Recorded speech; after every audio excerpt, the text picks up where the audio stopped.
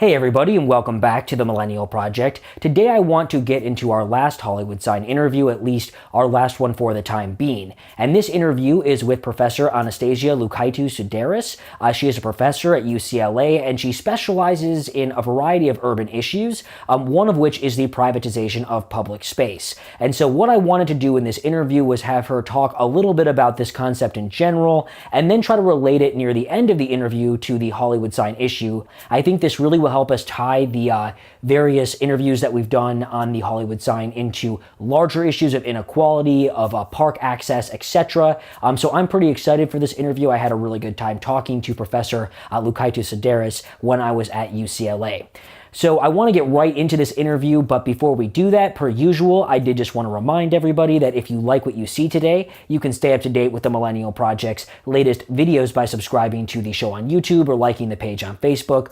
Also, please feel free to share what we're doing with your friends, your family, fellow activists, city council members, anyone you can think of, because the extra views always really help. And then on top of that, I think especially with these later interviews, the ones that talk about the ability to get this Hollywood Sign issue solved without reducing access, I think it's really important to get those out there because, again, as I've said in some of my other introductions, I think city officials and reporters most often hear from various residents who want to shut down access. And a lot of people just really don't know because the view is not exposed very often. They just don't know that there are others out there who want to keep access open and that actually have a tangible way of doing that while solving some of the quality of life issues, the tourism issues, and the public safety issues that occur below the sign. All right, so with all that out of the way, let's dive right into our next interview with Professor Anastasia Loukaitou-Sideris from UCLA. So my name is Anastasia Loukaitou-Sideris. I'm an architect, urban planner, urban designer. I'm a professor in the Department of Urban Planning at UCLA, and I'm also the Associate Dean of the School of Public Affairs, the Luskin School of Public Affairs. So I just was hoping we could start out with you talking a little bit about public space privatization in general and, you know, what you would look for in a city like LA if you're worried that something might be kind of falling into that, you know, that trend. Yeah. So public space represents an asset for city, and it is a broad and sometimes ambiguous terms, but by public space, we refer to the streets, the sidewalks, the parks, the plazas. You can meet with people maybe from different walks of life. And so traditionally, American cities would give quite a lot of value to public spaces. Think about the big Central Park in New York, a number of big parks like Golden Gate Park. They would build public spaces for people. The same thing with sidewalks, where they would host a number of activities, not only walking, which is what we tend to do on sidewalks today, but also street vending, political talks, all kinds of social activities in the late 19th, early 20th century.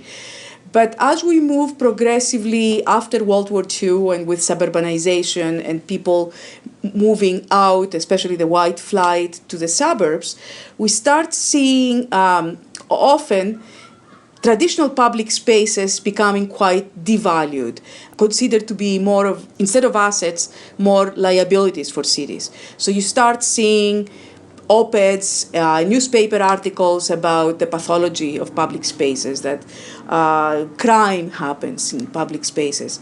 And at the same time, we start seeing a number of ordinances in cities that take away progressively the social activities from the sidewalk. So no street vending, no political speeches on sidewalks.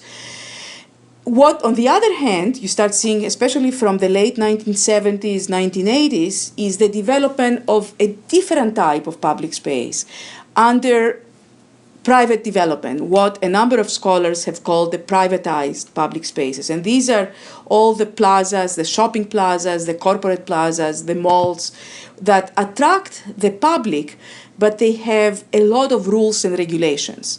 Not everyone is welcome. You would not see skateboarders, bag ladies, poor people, underdressed people in general in some of these plazas. If they venture in, they will be usually politely asked to leave. And so this phenomenon is called the privatization of public space. This goes hand in hand with other developments like gated communities, where we start seeing even residential streets becoming privatized and becoming community private, so that only if you reside in this neighborhood, you can park on the street or enter the street. So you start seeing this phenomenon happening more and more in starting from the 70s, as I mentioned, and well into the beginnings of the 21st century. And so that's what we call the privatization of public space. And so, I actually just happened to have done an episode on Reagan. And so I was just curious, because it's in kind of the back of my mind, does this have to do with kind of this movement towards privatization in a lot of areas in our government, in our economy, and to say it's more efficient, it's more effective, let private corporations take over these services and it will be better for everyone? And how would you react to that? Absolutely. This goes hand in hand with what it was called during the Reagan era, the ideology of new conservatism. And the idea that big government is inefficient, which is something that still, the Republican Party espouses to, and that a lot of these public services need to be privatized because the private sector is much more efficient. And the other thing that is happening at the time that relates to privatization is that we have a lot of tax cut movements, like the Proposition 13 in California. More than 30 states, I don't remember the exact number, about 32 or 35, had similar propositions passing. Why are these important? Because the property taxes is the main revenue of local governments, and these property taxes were used for public services and for parks and for public libraries. And so by reducing dramatically this revenue for the municipal governments, the government try to find other means. And some of these means is, have the private sector do it, or put a price. So even take the example of parks. A number of parks started charging for classes and for services that used to be completely free. And this can work in a more affluent suburb and community where the people can pay to have a Tai Chi class or a ballet class or a wood crafting class.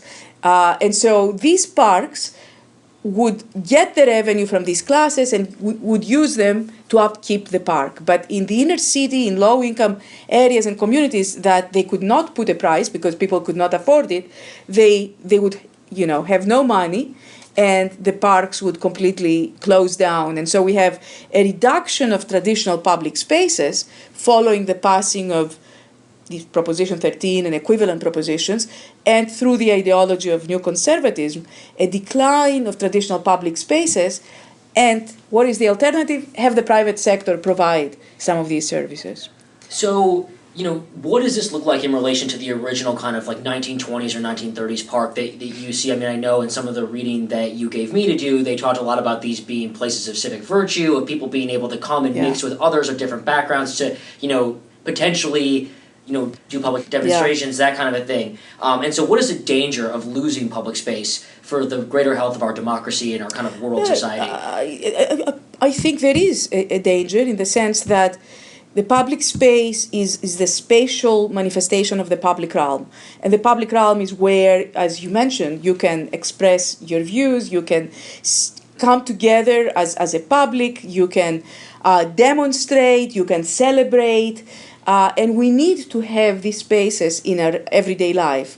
Otherwise, we become completely isolated in, the cocoon of our own spaces, and we only get what's happening in public life through television, the media, etc. And there are modern-day examples, contemporary examples, that demonstrate the importance of public space. Think Tahrir Square in Cairo for, the Egyptian revolution. In Hong Kong, recently, there were demonstrations of students taking the streets. Sometimes, democracy needs these spaces, but also I would think that these spaces increase our tolerance as citizens, because we get to see people who may not be exactly as we look, people of different races, people of different ethnicities, people who may be disabled. I mean, at least you really occupy the same type of space. And I think it would be a great loss if we do not have such spaces. So, one of the things I was curious about in relation to this specific Hollywood sign issue is that you don't have as many people coming in as, let's say, like corporate entities. These are individuals, and they are working in many senses. And again, this is a very vague they. That's, you know, certain people in the community are very adamant that these, you know, trailheads leading into Griffith Park that lead to the Hollywood sign should be kept open, but other people are saying we should close them because we have hikers coming through, we have too many cars, we have tourists we don't want, you know, we have people who could be dangerous. You know, I guess this kind of goes to that whole undesirables thing, right? Yeah. And so what I'm curious about is, you know, I know a lot of the public space kind of, I hate to use this word, but like discourse goes around corporations and that sort of thing. So where does the individual It is play not in this? only the corporations, because we have these gated communities that are not corporations, and they are neighborhoods, residential neighborhoods that try to privatize their space. And these are individual homeowners and homeowner associations that have acted as a corporation and try to create what sociologist Lynn Laughlin calls the parochial realm, which is not a public realm, but is a community private realm. But here, I mean, the question is that if these are public spaces, if these belong to the city, if this is not a private development, these are public streets. So, and I do understand that there may be a nuisance in terms of having too many people walking, but these people knew when they bought their property that this is on the way to the Hollywood sign. Again, there might be a kind of a middle road, so to speak, that, you know, after a certain time at night, you know, you cannot pass through the area, but I don't see how you can deny on a public street the right of a citizen or a visitor or someone who uses the city, an urbanite, to use a public space to go to a city landmark. You know? I think that's really interesting, and I think I just have two more questions Yes. for you. So the first one has to do with me just summarizing a little bit about what I've learned so far. So in looking into this issue, I've discovered and, you know, read in places as well, because I would say I'm not the first person to do this, but I've learned that, you know, a lot of the residents in the community have lobbied the city very intensely to get roads closed off only to private residents. So that you'll go up into the community and you'll see, you know, on certain more narrow roads, there'll be kind of like a blockade. It's kind of like a standard, you know, construction sign, and it'll say residents only on it. And then they also have preferred parking districts put in, which are basically these districts that say you can only park here, you know, during certain times you don't have a specific permit. The other thing is that now they're lobbying to have those districts extended. And then on top of that, they're working to basically bring lawsuits against the city that basically say these trailheads that lead into Griffith Park from the neighborhood are technically illegal and were never intended to be there, and therefore should be closed. And they believe that will then get rid of this problem, as they see it, of people coming through their neighborhood. Yeah, So does this fit into your narrative of there kind of being like people who might be more wealthy, exacting a specific, you know, concession from the city at the expense of a wider public? Yeah, I think this is very problematic thing, and especially if you think about this attitude repeating itself, because, you know, we have the same issue with the beach. I mean, Malibu, I mean, some homeowners want to close the access to the beach. The beach is a public site. You cannot really, a public good is something that can be enjoyed by everybody who lives in the city or who visits the city. So if you start seeing all these, there are trails in Altadena near where I live that may come very close to some people's homes. Now, if you start doing this, and then you're completely privatizing the whole city. And in my view, this is not acceptable. It's completely different if it is a private road, if it is, you know, something that it's not public, but we're talking about public streets, we're talking about public beaches, we're talking about public spaces. And so I don't see how these can be privatized. There are maybe some restrictions. Parks, most of the parks do close down at certain points at sunset or at 10 o'clock at night. Or this one can see happening that certain times of the day or rather the night, these access points are closed. But to completely shut down a public access is, goes against, democracy. So, and this I think is the last question. How are we doing on time? Well, we have about 7 minutes. Okay, good. This is fine. So,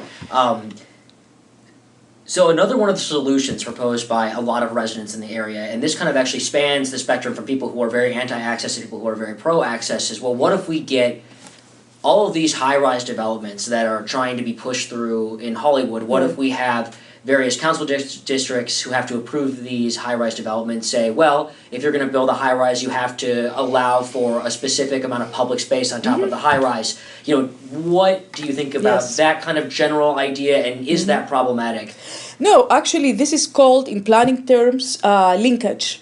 And it has been applied quite successfully in San Francisco and in Boston, where when developers of commercial developments, office buildings, had to give back something to the city, and it can be on site, or it could be developed in the nearby area, a small park, let's say, off site, and in areas where there is a lot of development activity and developers want to build high-rises or commercial buildings or office buildings, this is, I think, a good strategy that planners sometimes apply or could apply to give more open space to the city. And so that's why it's called a linkage fee, because it's linking the development to some kind of a public good. My kind of follow-up on that is, do you worry that you might see some of the same issues that you see with the kind of corporate plazas downtown occurring in these high-rise developments, or is this something that can be... If it is on the top of the high-rise development, definitely. I mean, if the public space, because again, if it is on-site, the developer, the tenants would try to have it only for the people who live on the side. If, on the other hand, is, let's say, a small park, they use the funds and they develop a mini park or a small park in a lot in the neighborhood that is open and accessible, then you don't have this problem. In San Francisco, actually, they had to put plaques. The planning department was really insisting that the developer had to put a plaque that said, this is public space, and it's open to use and people can use it and all that. So that's really interesting, because I didn't really know there was like a divide there. So it sounds like in one sense you could have a situation where they're going to build like an observation deck on the top of the building, but that might only be kind of, or there might be an incentive for them to close this deck off to the public, even though it's technically public. But you're saying if they can set aside a specific plot of land and then allow the funds to be used to build an observation deck, then that's kind of a different thing. Exactly. Okay. Exactly. Because it is within the building, then the tenants would sometimes justifiably be very concerned that, people are coming in the building, getting on the elevators. There may be more opportunities for crime, because who knows? I mean, I can see this happening and complaints. And so when it is on site and even in the same building, it is difficult to pretty much assert the publicness of the space. Well, I think that's all I have. Do you have anything you'd like to add? No, I think it is a hot topic. It has been a hot topic. As I mentioned, the beach is another area that, because public space is bordered by private space, and this always creates tension. Because sometimes what I call the abutters. The abutters are the people who have property, commercial, residential, next to the public space. And oftentimes their interests clash with the interests of the general public or people who want to use this public space. And I have even written something about that, and about how sometimes the abutters' interests seem to predominate in the minds of the city. So it's interesting. Well, that is all very interesting, and thank you for speaking with me. Great. Thank you. Sure.